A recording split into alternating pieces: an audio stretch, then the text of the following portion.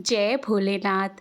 आप सभी पर माता पार्वती और भोलेनाथ की कृपा बनी रहे।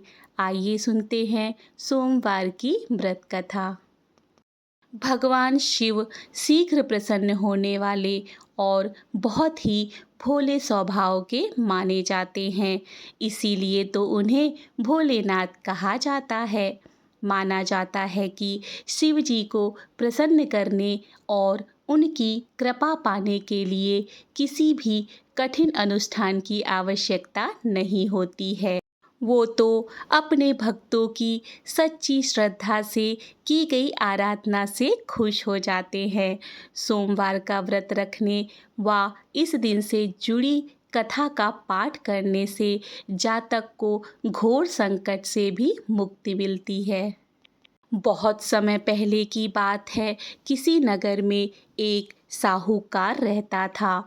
उसका घर धन धान्य व सभी सुख सुविधाओं से भरा हुआ था। बस कमी थी तो एक संतान की। संतान पाने के लिए साहूकार हर सोमवार को उपवास रखता था और शिव मंदिर जाकर पूरी आस्था से शिव पार्वती की पूजा अर्चना करता था। उसकी अटूट भक्ति से माँ पार्वती प्रसन्न हुई और भगवान शिव से निवेदन करने लगी, हे स्वामी, आप तो अपने भक्त की पुकार शीघ्र सुन लेते हैं। कृपया साहूकार पर भी दया करें और उसकी मनोकामना को पूर्ण करें।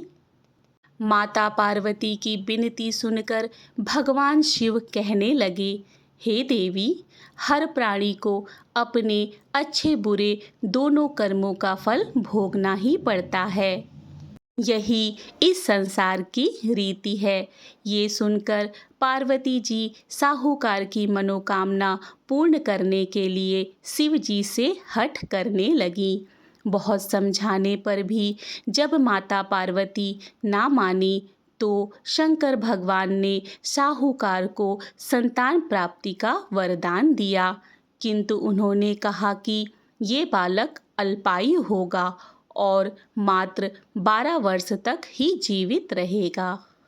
उधर साहूकार भगवान शिव व माता पार्वती की बातें सुन चुका था, इसीलिए उसने संतान प्राप्ति का वरदान पाने के बाद भी कोई प्रसन्नता नहीं दिखाई, किंतु वो अब भी पहले की ही तरह पूरी श्रद्धा से भगवान भोले शंकर की आराधना करता रहा।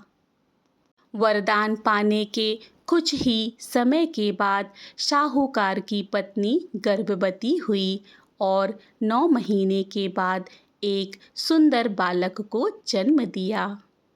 जब बालक 11 वर्ष का हुआ तो साहूकार ने उसके मामा को बुलाकर कहा कि इसे काशी पढ़ने के लिए ले जाओ। तुम लोग रास्ते में यज्ञ व दान पुण्य करते हुए जाना। ये कहकर साहूकार ने उन्हें खूब सारा धन देकर विदा किया। इधर काशी प्रस्थान के बाद मामा भांजे एक गांव से गुजर रहे थे। वहां एक राजकुमारी का विवाह हो रहा था, परंतु राजकुमार एक आंख से काना था।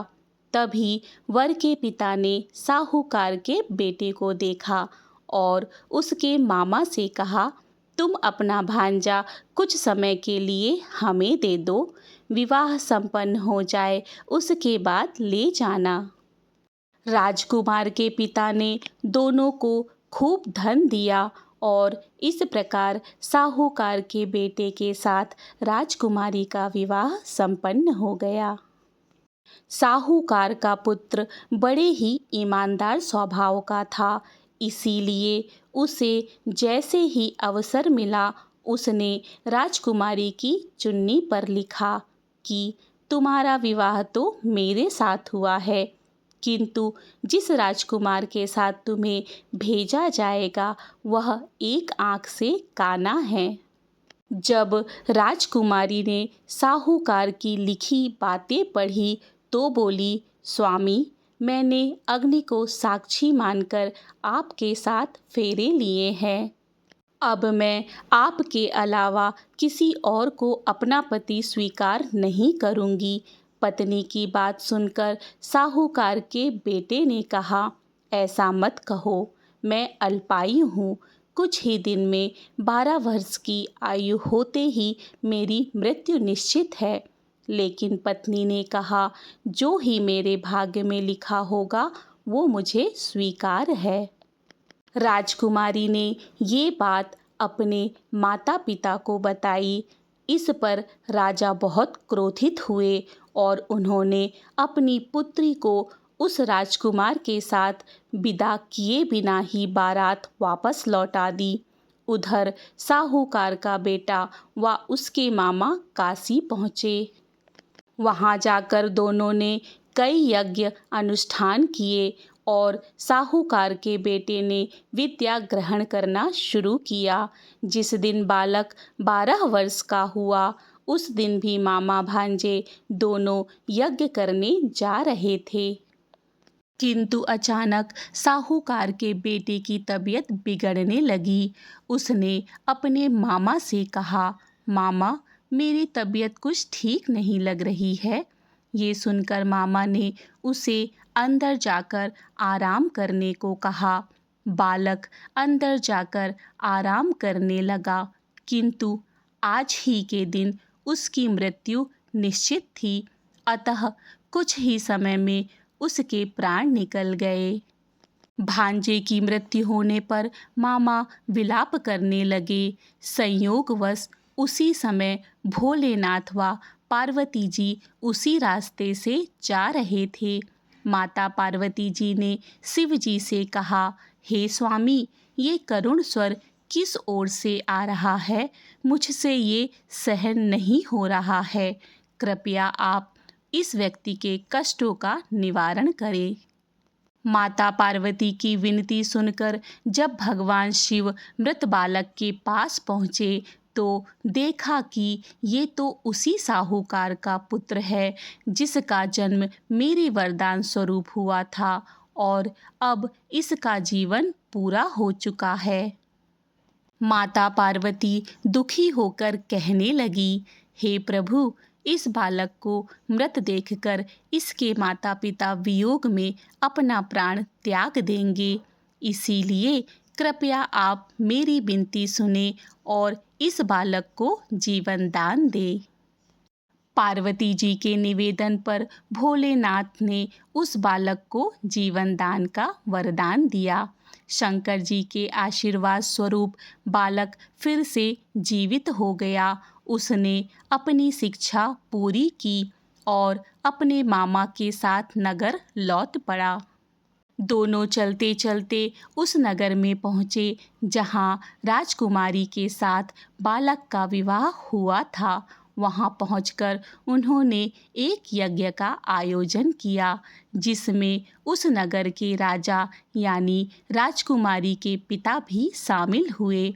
उन्होंने साहूकार के बेटे को देखते ही पहचान लिया और महल में ले जाकर उसका खूब आदर सत्कार किया। इसके बाद राजा ने अपनी पुत्री को बालक के साथ विदा किया। इधर साहूकार पति पत्नी कई दिनों से भूखे प्यासे रहकर बेटे के वापस आने की राह देख रहे थे। उन्होंने निश्चय किया था कि यदि उनके बेटे की मृत्यु हो जाएगी तो वो भी प्राण त्याग देंगे। लेकिन उसी रात भोलेनाथ साहूकार के सपने में आए और कहने लगे, हे साहूकार, मैंने तेरे सोमवार के व्रत करने और व्रत कथा सुनने से प्रसन्न होकर तेरे पुत्र को पुनः जीवन दान दिया है। बेटे के जीवित होने का समाचार पाकर दंपति बहुत खुश हुए और भगवान शिव पार्वती को बारंबार प्रणाम करने लगे। इति श्री सोमवार व्रत कथा। इसी तरह की पौराणिक कथा कहानी और धार्मिक जानकारी के लिए मेरे चैनल को सब्सक्राइब करें। मिलते हैं अगली धार्मिक जानकारी के साथ। जय श्री कृष्ण। राधे राधे।